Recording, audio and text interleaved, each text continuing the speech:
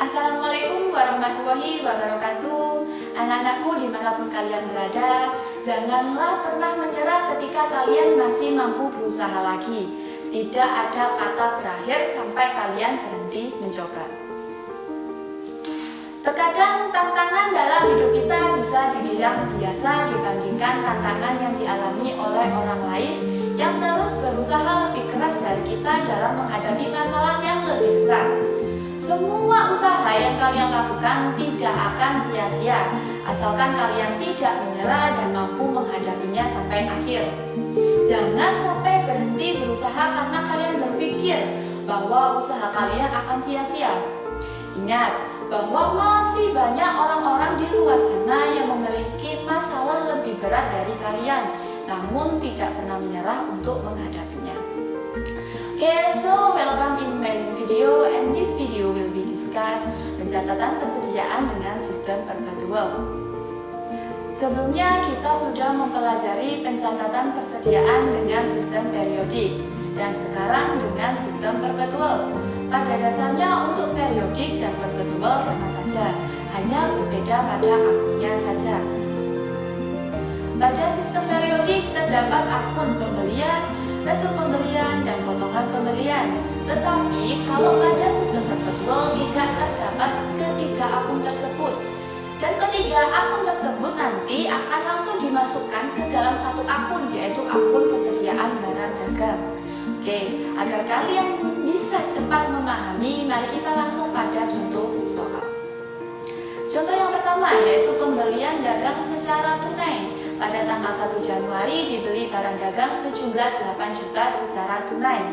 Karena kita membeli dagang secara tunai, maka uang kita berkurang. Dan kalau uang kita berkurang, maka kas akan berkurang. Kas berkurang di sisi kredit. Lalu bagaimana untuk debitnya? Untuk sistem periodik kita menggunakan akun pembelian. Tetapi pada sistem perpetual tidak terdapat akun pembelian, sehingga dimasukkan ke dalam akun persediaan barang dagang. Jadi untuk jurnalnya yaitu persediaan barang dagang pada kas sejumlah 8 juta. Contoh berikutnya yaitu pembelian barang dagang secara kredit. Pada tanggal 3 Januari dibeli barang dagang sejumlah 7.500.000 dengan syarat 2/10 N/30. Untuk mengingatkan kembali apa itu 2/10 N/30, yaitu cara mengartikannya dari belakang, dari mulai angka 30, yakni dalam jangka waktu pembayaran 30 hari, jika dalam 10 hari sudah melunasi, maka akan mendapatkan potongan sebesar 2%. Karena kita membeli secara kredit, maka kita akan mempunyai utang. Jadi utang kita bertambah dan utang bertambah di sisi kredit. Karena itu muncul utang dagang di sisi kredit. Selanjutnya debitnya apa? Untuk debitnya sama dengan pembelian secara tunai, yakni akun persediaan barang dagang. Jadi jumlahnya adalah persediaan barang dagang pada utang dagang sejumlah 7.500.000. Selanjutnya yaitu contoh retur pembelian barang dagang yang dibeli secara kredit. Tanggal 4 Januari dikembalikannya barang yang sudah dibeli karena adanya kerusakan sejumlah 500.000. Sebelumnya kita membeli secara kredit sehingga kita punya utang. Karena adanya kerusakan, barang yang kita beli dan kita kembalikan sudah otomatis utang kita berkurang dan utang berkurang di sisi debit. Lalu bagaimana dengan kreditnya? Untuk pengembalian barang kita masukkan ke dalam akun retur jika kita menggunakan sistem periodik. Karena kita menggunakan sistem perpetual, maka akunnya adalah persediaan barang dagang. Jadi jurnalnya utang dagang pada persediaan barang dagang sejumlah 500.000.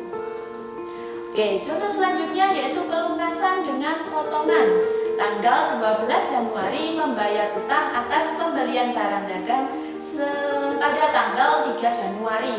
Jika kita ingin melunasi utang, maka kita harus mengetahui terlebih dahulu berapa nominal utang kita. Dan kita harus mengecek pada transaksi sebelumnya, dimulai dari tanggal 3 Januari, karena kita melunasi untuk tanggal 3 Januari. Oke, karena kita melunasi utang, maka utang kita akan berkurang. Utang berkurang di sisi debit, Lalu untuk kreditnya apa? Sudah dipastikan kreditnya adalah kas karena kita melunasi menggunakan uang. Lalu berapakah kas kita? Apakah sejumlah 7 juta? Jawabannya tidak. Lalu kenapa?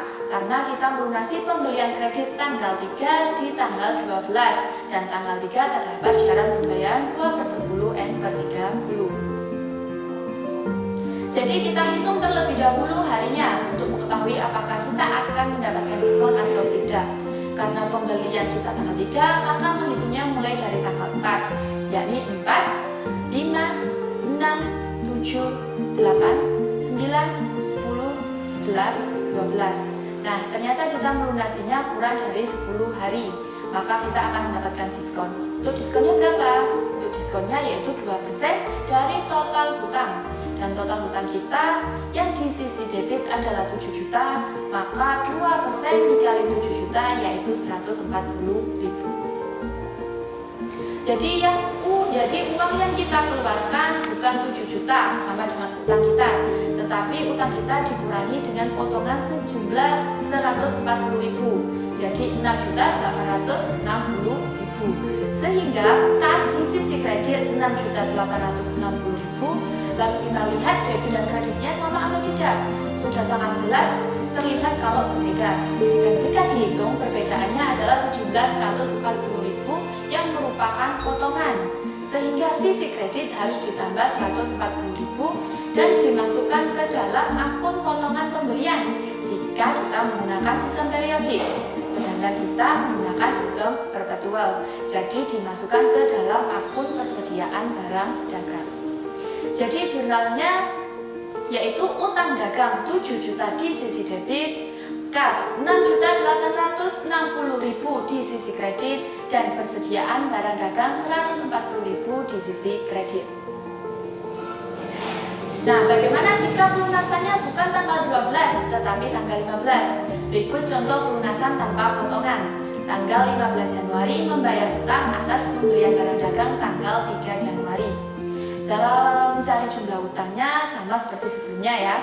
Dan kita dapati utang kita sejumlah 7 juta. Karena utang kita bayar, maka utang berkurang dan utang berkurang di sisi debit. Karena kita membayar utang, maka uang kita berkurang dan otomatis kas kita berkurang, kas berkurang di sisi kredit.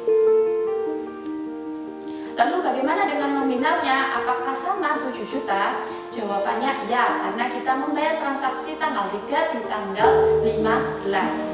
Jadi mulai dari tanggal 4 sampai 15 ada 12 hari, maka kita tidak mendapatkan potongan. Jadi kas yang kita keluarkan sejumlah utang kita yaitu 7 juta. Jadi jumlahnya utang dagang pada kas sejumlah 7 juta. Nah, itulah materi mengenai pencatatan persediaan dengan sistem perpetual. Dan agar kalian dapat lebih memahami mengenai pencatatan persediaan dengan sistem perpetual, kalian bisa mengerjakan soal latihan 3 pada website Elmi. Selamat mengerjakan dan semoga kalian menjadi yang